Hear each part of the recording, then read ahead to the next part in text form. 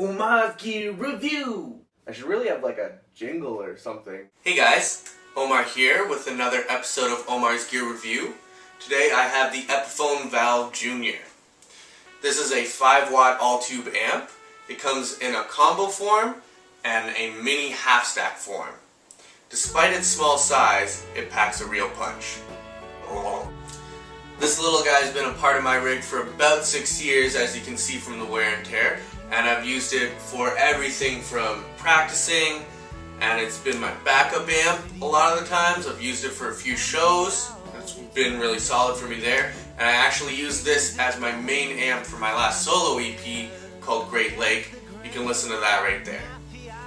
Let's do a quick overview before we get into the sounds. This guy's as simple as it comes. It's got a 1/4-inch jack, a volume knob, an on and off switch.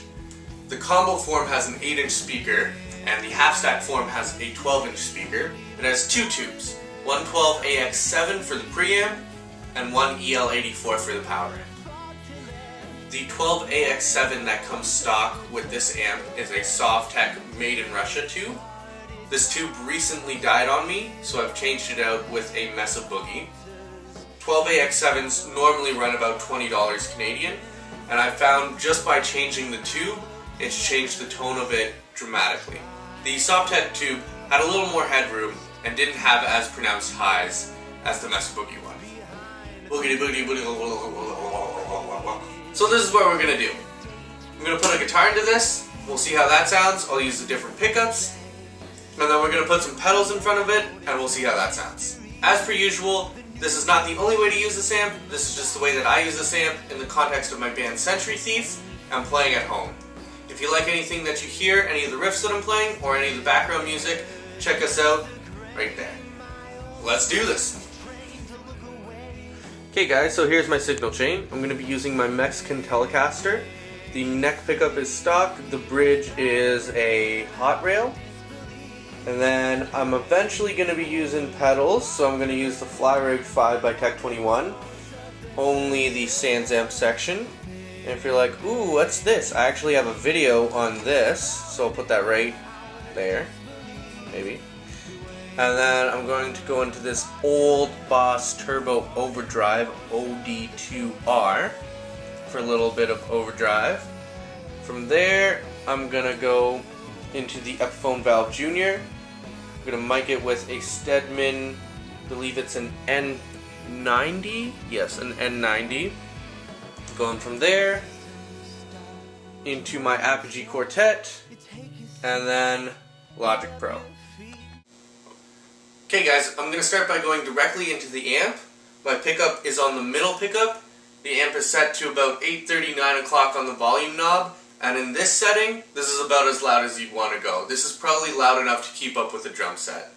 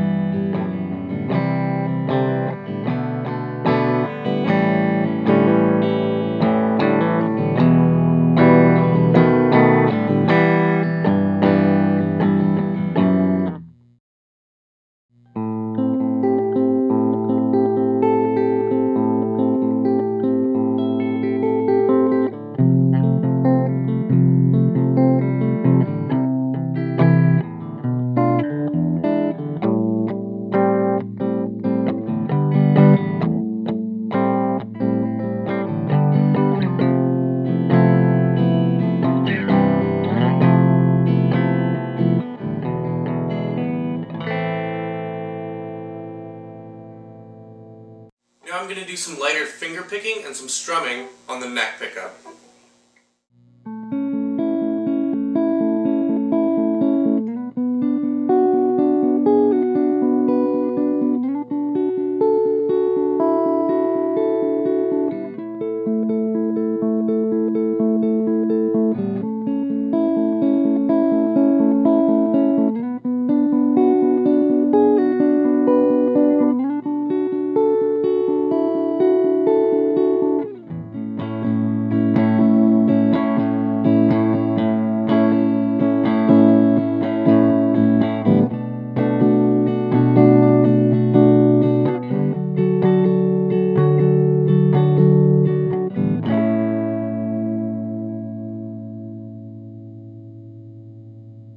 As you can probably hear, there's a really nice natural tube sound on this.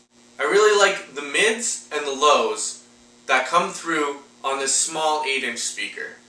The one thing that I don't like about this tone is the high ends, and that's where I use the Flyrig 5. Let's put that in front of this and see how that sounds. So I've engaged the preamp section on the Flyrig 5, and it has a 3-band EQ. I've left the highs unaffected, but I've dialed back some of the mids and lows. If you're going to put a pedal in front of this amp, I would suggest something that has an EQ so you can really shape the tone of this. The Sans amp also has a reverb, and I have a little bit of that dialed in. I'm going to be using the middle position on the pickup switch. It sounds a little bit like this.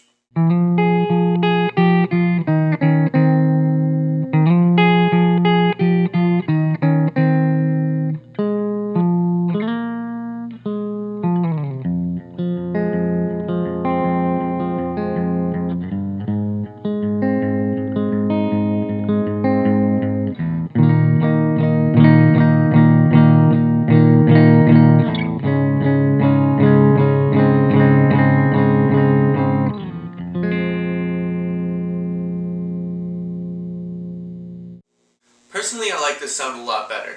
The highs are a lot more crisp, and this can really help you in a full band setting. You really need that high-end clarity, or else your guitar parts will get lost in the sonics of your band. Okay guys, so I put the Turbo Overdrive in front of the Sans amp.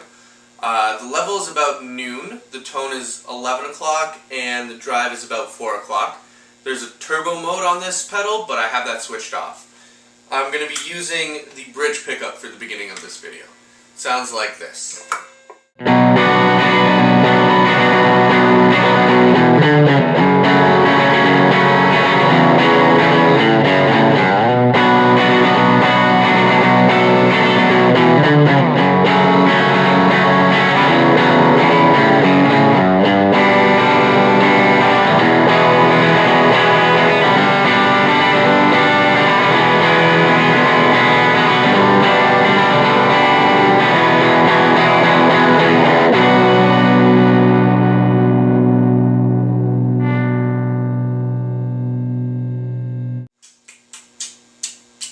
This is what it sounds like with both pickups.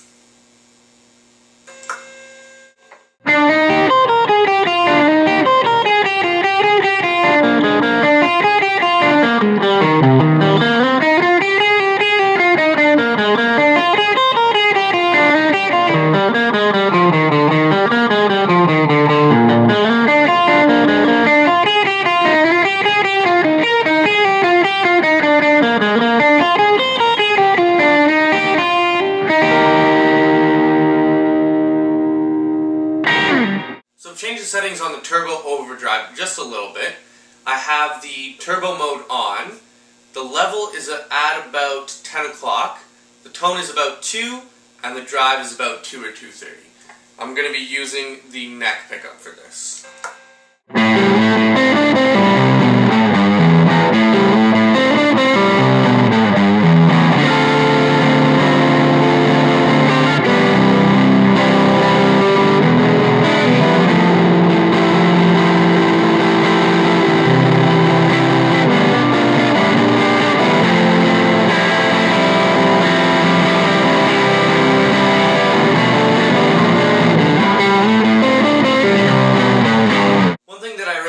This amp is that if you put distortion in front of it, you don't just get this muddy fuzz sound. You can still hear the clarity of the notes and still have that distortion.